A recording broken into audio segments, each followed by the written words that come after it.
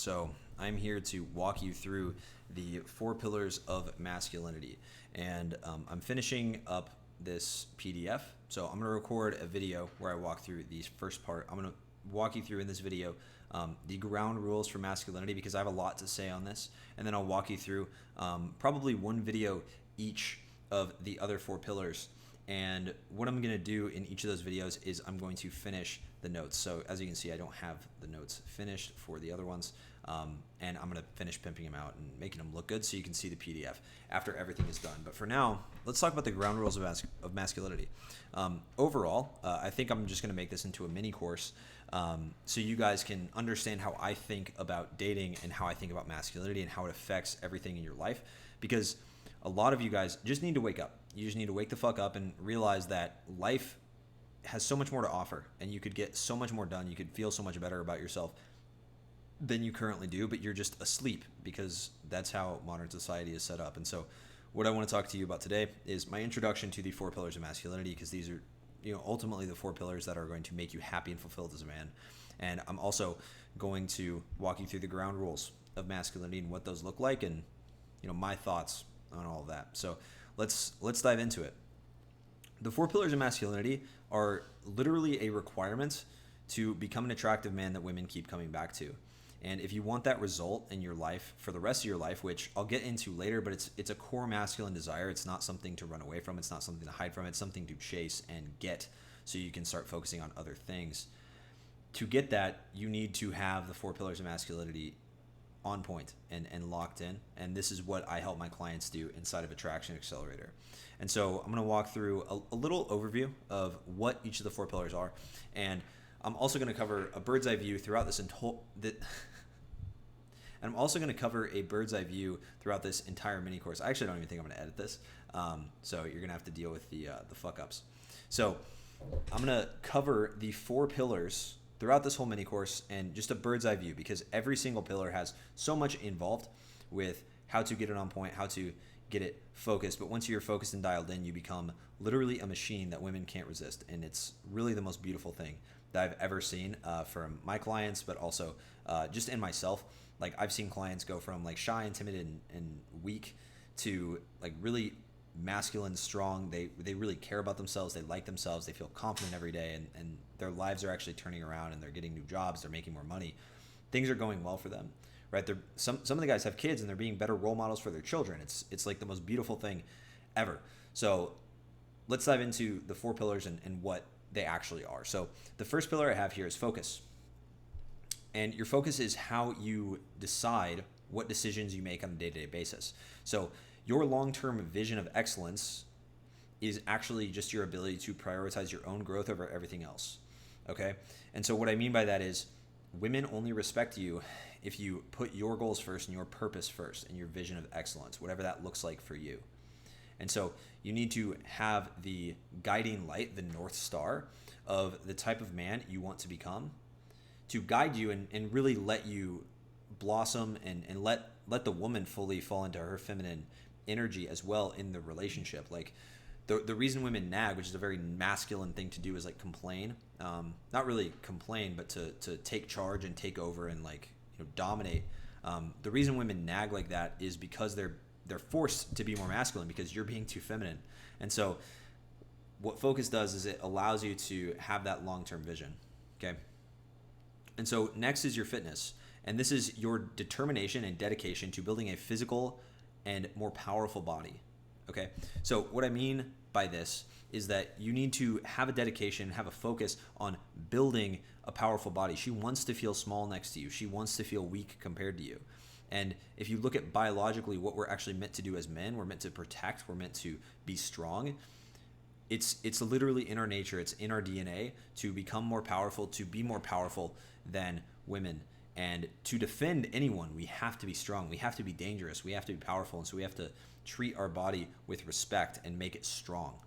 Okay? Next is your finances. This is just your ability to accrue resources.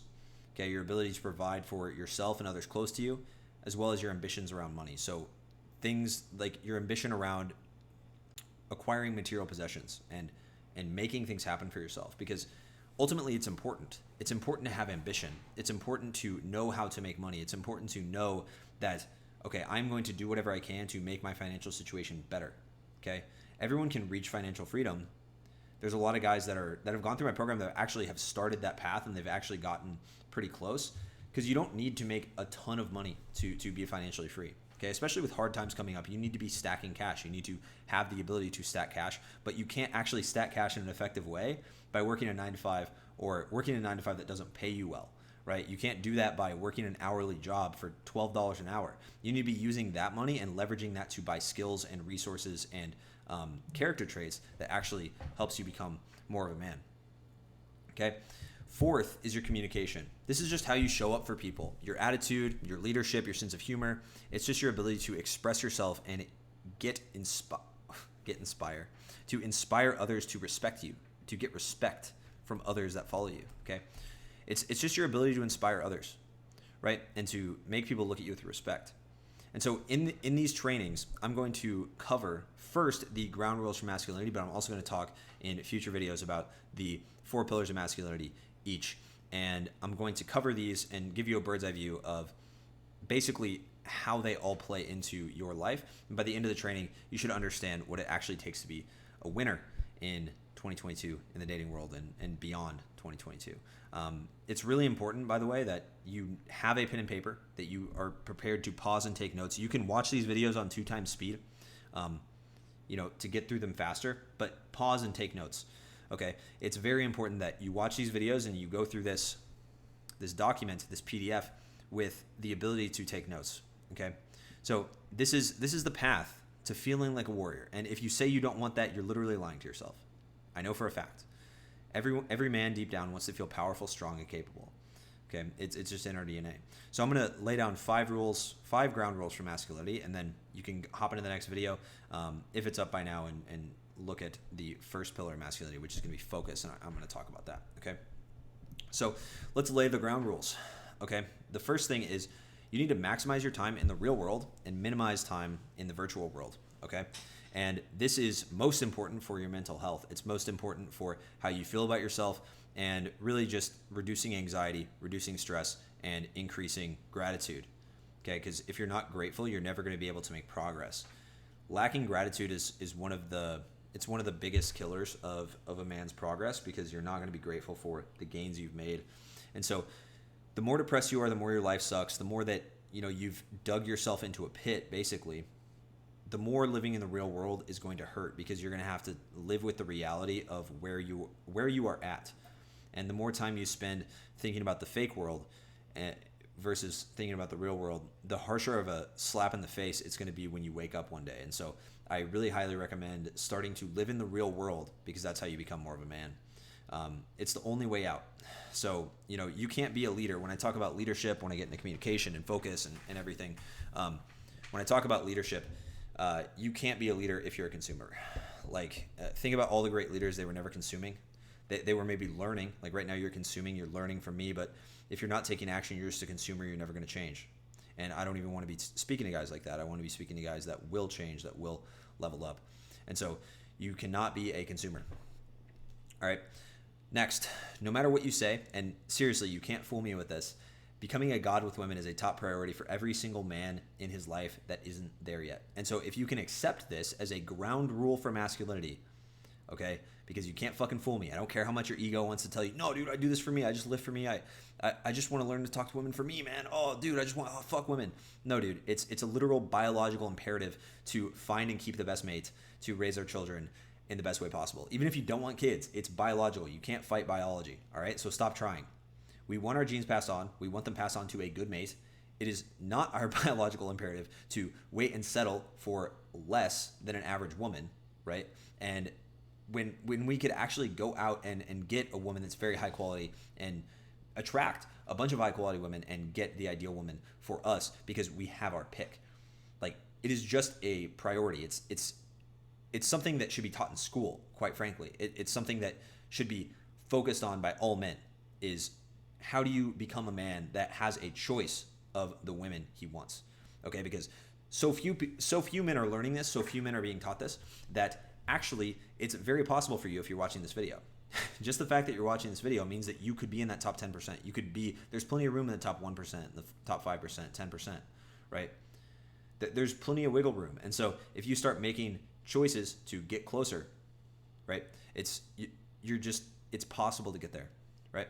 And so saying otherwise, saying that you could not get there, or saying that, you don't want that, I don't want women to chase me, I don't want to be a god with women, I don't want to have a ton of options.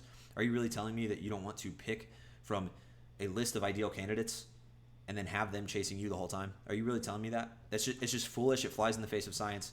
It just flies in the face of human history. If you look at all the great empires and kingdoms, it was all based around like how to get the most women.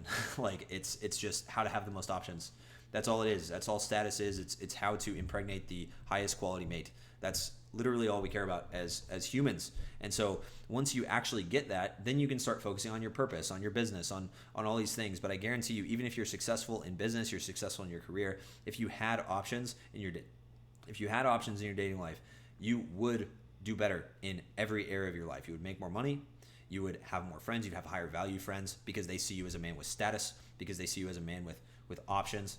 You would have more attention from women, obviously. You'd be more attractive to women because women see other women with you. It's pre-selection. They like that. And so it's just something that is an imperative. It's a biological need, and so it's time you accept that, okay? Third, it is your natural purpose as a man to grow strong and protect, okay? So this kind of goes along with the fitness side of things, but you can't protect anything if you're not strong, right? And so let's talk about what physical strength or what actual strength is. So it's not just strength, because when I talk about women test you for strength, they don't ask you to bench 300 pounds. They test you and they throw shit at you. So it's emotional strength and physical strength, right? Strength is your physical strength, obviously, her feeling small, her feeling powerless next to you, because that's how she wants to feel if she's going to be protected by you. But it's also your resources, your skills, and generally being capable of setting, working toward, and achieving ambitious goals. Another one that I actually would add here is emotional strength. So the ability to stay focused, even if you have very turbulent emotions, to be able to stay focused and stay strong and not let your emotions affect your actions and stay stoic. That's a very attractive thing for women. You can feel emotions, and I'm sure I'll make guides on this at some point, but you can feel tons of emotions. You can feel emotions all you want, but don't let them impact your actions. It's just not a masculine thing to do. It's time you accept that and move on. Like, I love my life, dude. I'm so grateful. I'm very happy every day. Like, I feel very fulfilled and purposeful every day, but I'm not expressing my emotions. I'm not going along with my emotions all the time. Someone that wants to go with their emotions all the time is a little boy. It's not a man. Okay, so it's time to grow up. And if that triggers you, I'm sorry. That's just how it is. Like, that would have triggered me too, but I'm glad that I heard it a long time ago. Heard it a few years ago, and here I am, and I'm happy for that. So the fourth rule is that this is more understanding how the odds are stacked against you. It's never been easier to be a feminine man. Okay, society rewards feminine men. Well, they don't reward them, but society tells us to be more feminine, tells us it's okay, tells us it's fine, and it seems very comfortable. It seems very nice. Comfort is very easy, and challenge is very hard. Challenge has always been hard, but comfort's has gotten easier. Getting something comfortable has gotten so much easier over the years. And so challenge makes you strong and comfort makes you weak. And so if it's easier to be comfortable, then it's easier to be weak, which means it's easier to be feminine. It's easier to be more feminine and not set goals, not be ambitious, because you have safety nets, right? But if you want to live a life of any sort of fulfillment, and this is something you just need to accept as a man, it's just a tough pill to swallow, is that you must fight and go to war every single day to protect your masculinity. And this means pushing yourself every single day to become a more, stronger, more masculine, empowered man that has ambitious goals, that is pushing towards something greater than himself. And like, if you want specifics on that, for me, I push every single day to push myself physically in the gym. I meditate, I journal, I do all these things that are delayed gratification, and I try to limit instant gratification as much as possible. So this means stop scrolling on social media. Stop doing anything. Set notifications for like my content on YouTube maybe, but even then I don't even care if you watch it. Like, whatever. Like, I'm doing my work, and it helps. I get clients, I get guys coming in, and I can help them, and I can spread my message. I'd much rather you go out there and apply this stuff and then start spreading word of mouth about, hey, you need to protect your masculinity to all of your brothers in your closer circle. Because if I can help those guys too, well, obviously I make money, but it's more than that. It's a bigger impact, and that's really what I care about. So you need to understand that it's so easy to be feminine and soft. It's never been easier to watch porn, to get fake intimacy, to get fake pleasure just from watching YouTube, to think that you're being productive, to just consume knowledge for basically no purpose because you're not taking action on it. It's never been easier to do that. And so you have to actively seek discomfort in the modern day. And especially with hard times coming, it's inevitable that hard times will come. You're setting yourself up for failure. Imagine, there's the hardened warrior, right? And then there's the Pillsbury Doughboy. If a recession happens, if a war happens, who do you think is going to be fine in that situation? It's the hardened warrior. The Pillsbury Doughboy is going to melt under pressure. His woman's going to leave him for the strong warrior. His family will leave him behind because his family is stronger than him. Like it's just how it's going to be. And so you need to become a more hardened individual as a man. Okay. So fifth, you need to accept that you can choose the problems you want in life. Okay. Problems will always happen. Like I said, hard times are inevitable. Whether it's a recession now, or it's a recession in a year, or it's a massive crash of the economy in a couple of years, or you have to, maybe we go to war. There's like a war in like multiple countries or some crazy shit, right? The strong men will always be rewarded. Society rewards strong men. Going back to ground rule number 4, society tells you it's okay to be a feminine man, but then it turns around and it rewards all of the women, money, and power to the strong masculine men. And so you have to look at what actually happens to people that embrace their masculinity, and it's always good things. Okay, so you can choose to have the problems of a winner. So you can choose to have problems like, oh, how do I communicate better? How can I improve my communication and maybe break down my ego a little bit? Like, okay, I'm maybe not that good at communicating with women. How can I make more money? It's very like complicated problems to have. It's actually hard to learn how to reframe your mind around dating and money and just generally how life works. But it's much more rewarding, and you'll actually get a life that you want. You can have problems of a loser. You can choose that, which is, if you choose to indulge in pleasure now, you will have problems of a loser, right? Like the problems will come later.